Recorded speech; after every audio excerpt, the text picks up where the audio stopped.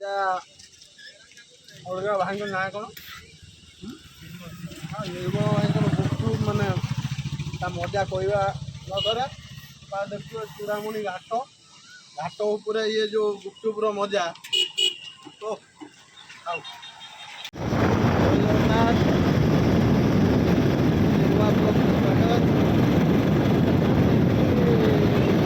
ନୂଆ ଟାଇପ୍ର ପ୍ଲାନିଂ କରାହେଇଛି। ଆଜି ଯେଉଁ ପ୍ଲାନିଂ ରହିଛି ମରାଠା ରାଜା ନାମରେ ନାମିତ ଜେଟି ବା ବନ୍ଦର ଚୂଡ଼ାମୁଣି ବନ୍ଦର। ଆଉ ଆଜି ମୁଁ ଆପଣଙ୍କୁ ବୁଲେଇ ନେବି ଚୂଡ଼ାମୁଣି ବନ୍ଦର ଆଉ ଚୂଡ଼ାମୁଣି ମାର୍କେଟ।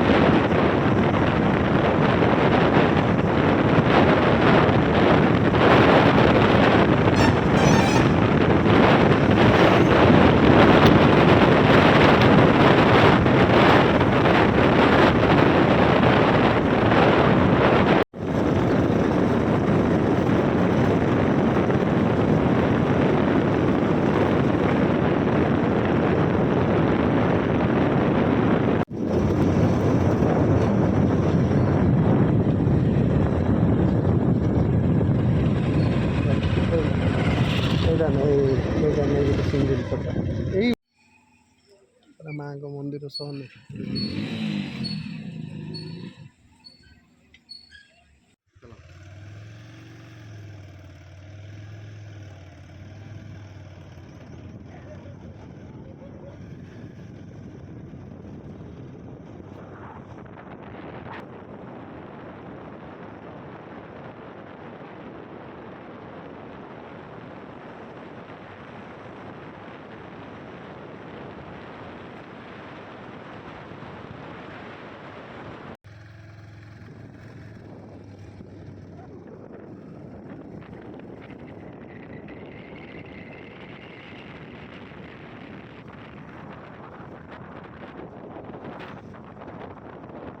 चलो चलो चलो।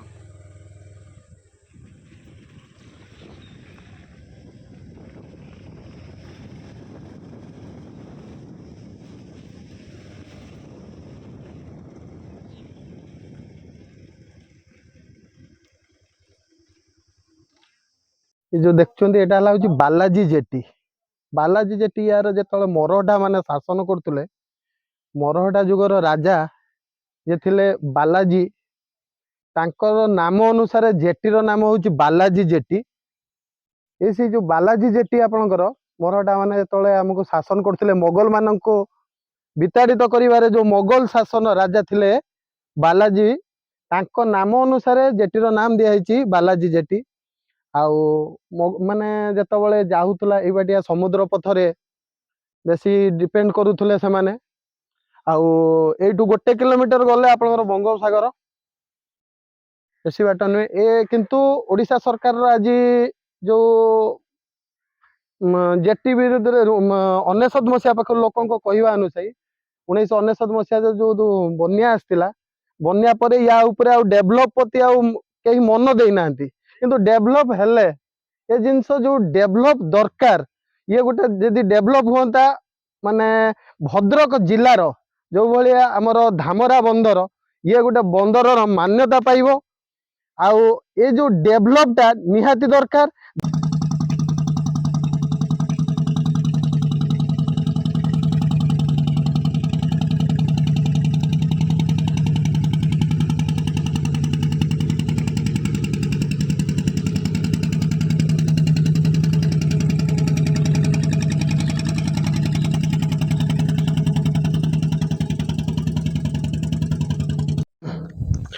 এটা ହେଲା ବନି ଜଙ୍ଗଲ।